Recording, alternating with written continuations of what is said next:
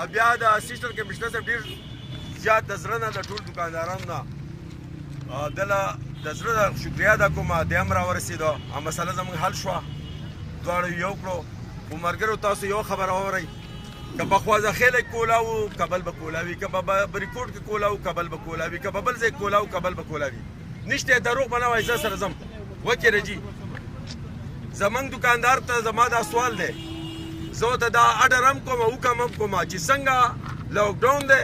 هغه به تاسو ساتئ یو دکان به څوک پټ پټ نه کوئ لانجې مانجې به نور نه رغو یو دکان به پټ پټ نه کوئ نه به دکان کولاوئ بس چې کله موږ لا په دې کې لګیا یو انشاءالله که د بل ځای څه فیصله کوي دا هغه به د کبل فیصله کېږي تاسو ته منظوره ده که نه ځکه چې دغه به نه کوو دا موږ د بې عزتۍ هم خبر ده ښځه دننه کول خلک دننه کول دکان پسې را بندول سبا به راباندې بل نور دعوې وکړي بل شی به دې جوړ شي د تاجر بلادري یو نوم دی مهرباني وکړئ دا نوم به نه خرابوئ یو سړی چې کم قانون دی کم شی کولاوي یا به کولاوي کم چې بند یا به بند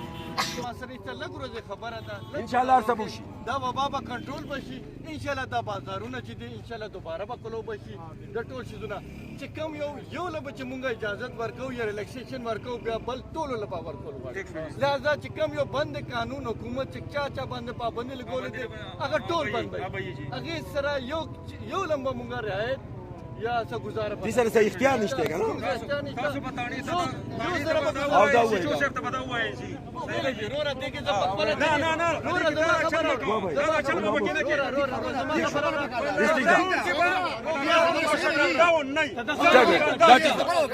صحیح ده په لاکډاون کې به شټل ډاون نه وي زه صفا خبرې کوم دا ټیک ده دا صحیح خبره ده دکان پوره ولیدو صحیح ده زما جواب باندې والا دا لاکډاون چیکینګ زه په خپله کوم اوس روانه په خپله بس روزانه ډیلی بیسس باندې 6 بجې بازار بندول ټایمي 8 بجې ټایمي غرمې ټایمي زه په خپله چیکینګ کوم ټیک ده لہذا ته په خپله به ګورم اور کې لاکډاون دننه مارکیټ چې کوم دی دننه مارکیټ پرونه هم درته دوست پر په خپله زه په خپله بیا ګوره خبره کوم چې تاڼې ته به دا ووایي چې په لاکډاون کې شټل ډاون زه نه منم زه په خپله چیکینګ کوم تاڼې والا خبره راته هدایت به ملو به شي چې شټل ښکته بیا دننه به دا کار به نه زه په خپله به ډېره مهرباني پولیس دلته به ومنډي ډیوټي کوي چې وروره دوکان به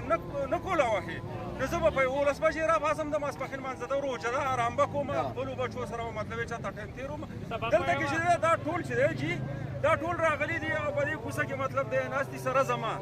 شټل ښکته او شټل پورته شټل ښکته او شټل پورته انتظامیه مطلب دی چې کړک نه ده موږ هم دا اړه نشو صبرولی چې وروره موږ په کورونو کې کېنو خو چې دا خبره یو طرف ته شي که نه نو زموږ به مړه صبر شي او دوی به هم ښه په قداره باندې ناست وي نن زمونږ چې کوم خبره وه هغه دغه خبره کې دومره نه و چې څونه خلکو هغې دا سټیټس ورکو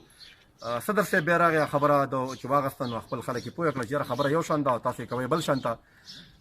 زمونږ بدقسمتي دا ده چې خلک تنګ شوی دی چا سره چې خبره کوو هر سړی په موږ رامنډه کوي په پولیس باندې رامنډه کوي چې یاره ته ګنې دا کار دا پولیس کوي دا پولیس د دې دپاره دی چې ستا د جان او د مال تحفظ وکړي او د پولیسو د جان او د مال د تحفظ شاته چې دی نو دا قانون عملداري ده نو دا پولیس تا ته په 2 کاله یا کال مخکې 2 کاله مخکې ولې نه وي چې دکان په دې ټایم بند کړه او په دې ټایم یې هم بندوه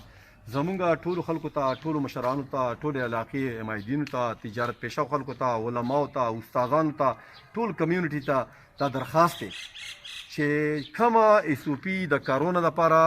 په عالمي سطح او په بین الاقوامي سطح او په قومي سطح باندې جوړه شوې ده په هغې باندې عمل درآمد وکړئ زمونږ د پولیس سره تعاون وکړئ مونږ پولیس تاسو نه او تاسو زمونږ نه مونږ ستاسو د بهترۍ سوچ کوو لہذا وړې خبرې هغې له دومره هوا مه ورکوئ د علاقې د مشرانو د قومونو د علاقې یو ښه نمایندګي وکړئ او زما امید دی چې په دې حوالې سره به مونږ خپل روزګارونه هم کوو خپل کارونه به هم کوو خپلې نوکرۍ به هم کوو خو د بل سړي د صحت خیال به هم ساتو او حدیث مفهوم داسې دی چې ښه انسان هغه دی هغه مسلمان چې د یو د لاس نه د خو د پیل نه بل ته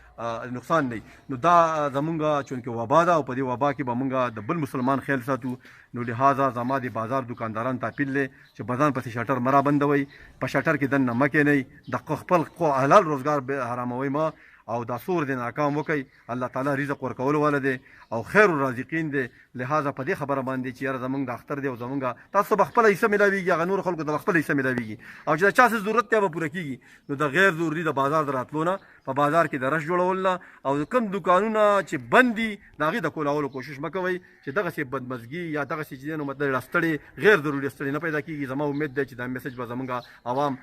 د یو ښه شعري په حیثیت سره، د یو ښه مسلمان په حیثیت سره په غور سره واوري او په دې به عمل